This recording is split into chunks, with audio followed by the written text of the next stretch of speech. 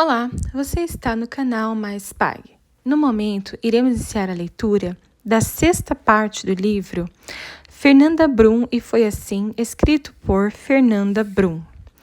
Tanto velho quanto ferro. Voltando à década de 1980. Estávamos eu e minha mãe assistindo televisão quando o repórter anunciou a queda do compulsório. Nem acreditamos. Finalmente poderíamos usar a carta de crédito para retirar nosso primeiro carro 0 quilômetro. No dia seguinte, lá estávamos eu e minha mãe com a carta de crédito em mãos. Assim que meu pai chegou do plantão, fomos felizes da vida tirar nosso Escort zero em uma revendedora Ford. Ficamos com esse carro pouco tempo, pois logo ele se transformou em vários carros batidos. Sim, meses depois, meu pai negociou o carro zero em seu novo empreendimento, o Ferro Velho. Adorei a nova invenção do meu pai, montar um negócio no ramo de automóveis. Eu vivia de macacão, aprendendo tudo com os mecânicos. Nessa época eu tinha 11 anos e tudo o que queria era mexer nos carros do Ferro Velho e dirigir. Adorava desmontar carrocerias de Fuscas e Brasílias. Era sempre uma nova experiência colocar um carburador no ponto ou ver o lanterneiro recuperar uma carroceria destruída.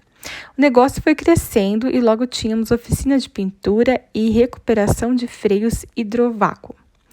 Foi uma decolagem em alta velocidade, mas creio que não estávamos preparados para isso. Nossas visitas à igreja se tornaram cada vez mais espaçadas. Éramos dizimistas semanais, mas crentes trimestrais. Prosperamos rapidamente até a doença de minha mãe. Ela apresentava um cansaço crônico, um sono que parecia não ter fim. Estava sempre exausta.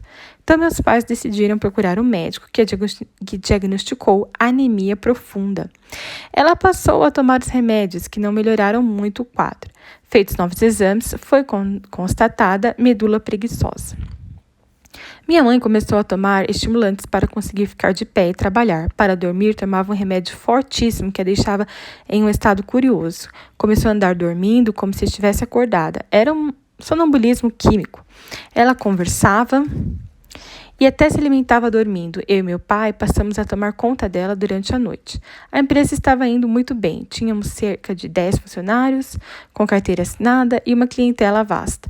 O movimento era grande. Foi lá que eu aprendi a vender, a comprar, a negociar. Trabalhei onde pude, no caixa, na mecânica de curiosa, na pintura, na lanternagem e na limpeza. Isso era certo. Eu não era obrigada a nada, mas fazia com prazer, pois tudo aquilo era nosso. Os resultados dos exames de minha mãe chegaram. Entendi que o carbureto e o acetileno dos botijões usados para solda elétrica e lanternagem estavam fazendo mal à medula dela. Também foi levantada a hipótese de que um inseticida usado em casa quando criança contribuíra para a leucemia. Esse nome ecoou em minha mente. Foi a primeira vez que eu ouvi essa palavra, leucemia. O que seria isso? Minha mãe fez uma viagem para descansar. Foi para a casa de uns parentes em Presidente Soares, Alto Jequitibá, em Minas Gerais, região de Manhuaçu. Não me lembro bem como isso foi conversado, mas nesse período estávamos procurando outro lugar para morar, pois a poluição também fazia mal a ela. Olhamos uma casa, minha mãe viajou e quando voltou a casa estava alugada, meio em tom de surpresa. O clima estava estranho, minha mãe estava doente, quanta mudança, o que iria acontecer? E a minha turma do violão, e o rapaz de quem eu estava gostando, e as minhas duas amigas inseparáveis, e a minha escola, meu pai. O dia da mudança foi muito triste, pois fui arrancada, com raiz e tudo, de uma hora para outra, do lugar que eu estava começando a conquistar. Eu já não era tão gordinha e já tinha uma paquera. Que palavra antiquada, hein? Já era aceita em um grupo, os músicos, já tinha amigas, estava emagrecendo, na verdade eu estava crescendo.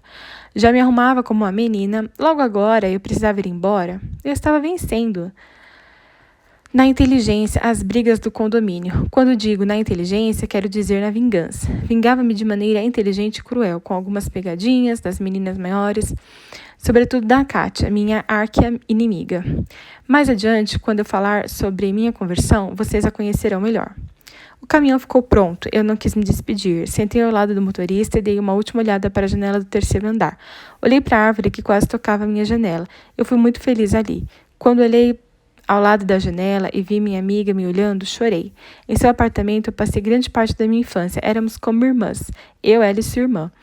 Era lá que dançávamos as músicas do Menudos. Era lá que eu fugia quando meus pais brigavam.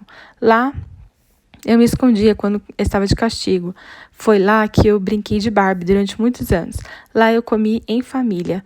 Olhei para minha amiga e chorei, pois sabia que nada mais seria como antes. Rosa dos Ventos. Tudo era novo para mim. Nunca havia morado em um lugar tão grande. Na minha visão de menina, o terreno era enorme, com suas grades brancas. A casa tinha 4 quartos, com terraço, jardim de inverno e uma lavanderia do lado de fora. Na parede do meu quarto havia um buraco. Colocaram um aquário. Na parede do meu quarto havia um buraco. Colocaram um aquário de água salgada. Uau! A casa era toda azulejada, como andava a moda dos anos 80. O banheiro tinha previsão para uma banheira de 8 lugares. Tudo era grande ali. Na cozinha era possível estacionar um carro, sem exagero. Fui logo montando meus móveis tubulares verdinhos e arrumando minhas coisas. Liguei o aparelho de som, coloquei o novo disco da Rosana ao vivo e de polaina e sapatilha, comecei a dançar pela sala, rodopiando pelo corredor até a cozinha. Estava gostando da ideia de mudar tudo, apaixonei-me pelo lugar. Era roça, os bois passavam na minha rua, alguns deitavam e ficavam irritando minha cadela Xirra. Todo dia o leiteiro trazia leite quentinho direto da vaca. Havia cavalos na região e eu logo inventei de montar. Montava em um cavalo e sumia no mundo. Minha cadela Xirra era da raça Fila, uma gigante. Éramos muito amigas, então resolvi aposentá-la do cargo de vigia do ferro velho e trazê-la para ficar conosco na casa nova. Nós nos divertíamos muito. Rosa dos Ventos era um sonho. Eu podia ser quem quisesse. Foi lá que inventei um novo nome para mim, Sharon, igual ao nome da filha do cantor Sting. Lá eu era um mistério. Passeava com minha cadela gigante ou cavalo ou a minha bicicleta vermelha sem banco com meus cabelos ao vento. E o melhor, eu era magra.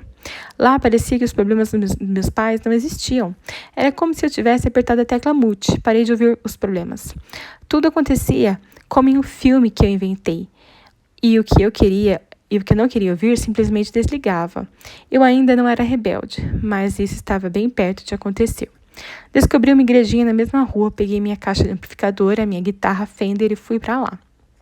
Eles me deixaram dar um culto, um testemunho e cantar.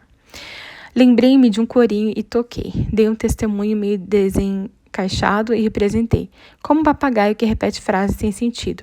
Aquela foi minha última visita a uma igreja evangélica durante muito tempo. Saía de bicicleta e logo fiz amizades. Conheci a Daisy. Apesar de muito nova, ela já havia sofrido bastante. Perdeu um bebê no ventre e seu namorado morreu tragicamente. Daisy era bem gordinha e eu me sentia à vontade com ela.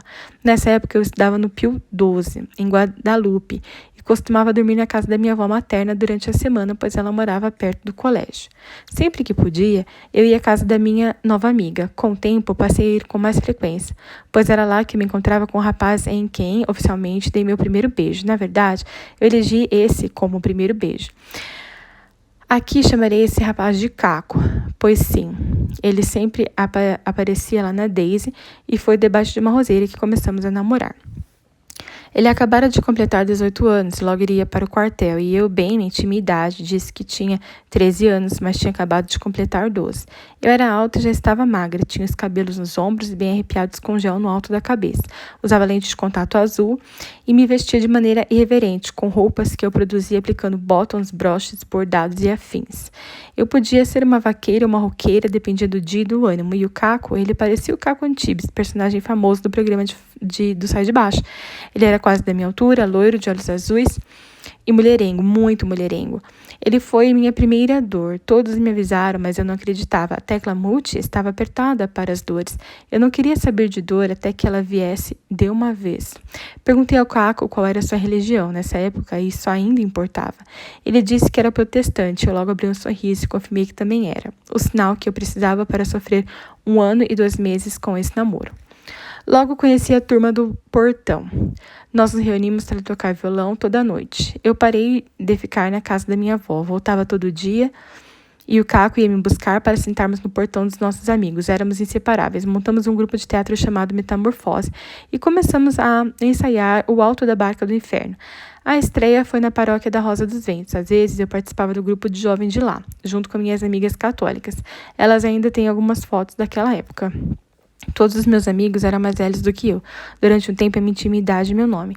Depois contei o verdadeiro nome e a idade, mas aí eu já fazia parte do grupo e ninguém conseguiu parar de me chamar de Cheryl. Era junho e todos estavam ensaiando para dançar quadrilha. Aquele era um famoso grupo em Nova Iguaçu que existe até hoje.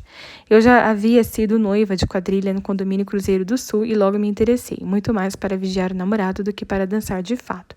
Mas minha mãe não me deixou participar, conversou comigo e tudo mais. Eu fiquei inconsolável, estava namorando escondido e proibida de sair de casa. Minha mãe estava mal, doente, com o casamento em crise. Meu pai quase nunca voltava para casa. E meu mundo estava todo lá fora, meus amigos do teatro e tudo mais. No bairro, eu passei a ter olheiros aliados. Um dos amigos ficava em sua bicicleta, localizado em posição estratégica. Quando a Brasília bege da minha mãe surgia, ele me dava um sinal e eu fugia de bicicleta. Chegava rápido em casa e ainda mantinha a forma. Mas a verdade é que aqueles eram tempos muito duros lá em casa. Minha mãe estava muito deprimida e eu muito feliz por estar namorando.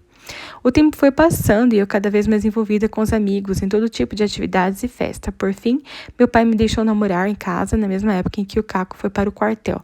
Portanto, nos íamos bem menos. Minha mãe começou a se sentir muito sozinha. Éramos sempre eu e ela em casa. Foi nessa época que meus amigos se tornaram nossos amigos e todos os dias iam para casa tocar violão e conversar. O começo do fim. Eu estava no meu terraço tocando violão bem tarde da noite, em um dia em que deveria estar em Guadalupe. Quando olhei para baixo, vi o Caco passando abraçado com uma menina bem em frente à minha casa. Fiquei olhando sem acreditar, mas era ele. Pensei em gritar, mas me sentiria ridícula. Guardei o violão e fui chorar na cama, que era um lugar quente. Esse foi só o começo. A partir daí, fui descobrindo várias namoradas dele no bairro. Eu era uma atriz, mas havia filiais por todos os lugares. Fui à formatura dele no quartel, talvez porque fosse a única que tinha carro. Um dia meu pai me pegou em casa e me levou até a entrada do bairro. Lá estava o Caco no portão se despedindo de uma de suas namoradas. Ela era uma boa menina, linda, que sofria de febre reumática. Eu não odiei, mas odiei a mim. Por que eu ainda estava com ele? Por que tinha que namorá-lo? Por que precisava sofrer tanto? Aos poucos fui descobrindo umas filiais. Mas eu desmanchava o namoro e depois voltava no círculo vicioso e tempestuoso, até o basta da vida. Uma hora a gente se cansa de sofrer, porém, esse foi só o primeiro namorado a me trair. Já aconselhei muitos jovens em situação semelhante e entendo que muitas vezes esses relacionamentos são prisões de alma. São pessoas nas quais depositamos a fé de que seremos felizes através delas e elas se tornam nosso objeto de vida e felicidade. O nome disso é ilusão, pois só Jesus pode nos fazer felizes, seja no amor, na vida, no que for. Mais adiante na minha conversão, vou mostrar como fui livre definitivamente desse sentimento e como você também pode ser liberto de todo laço de alma. Obrigada por acompanhar esta parte, a sexta parte da leitura do livro Fernanda Brum, e foi assim.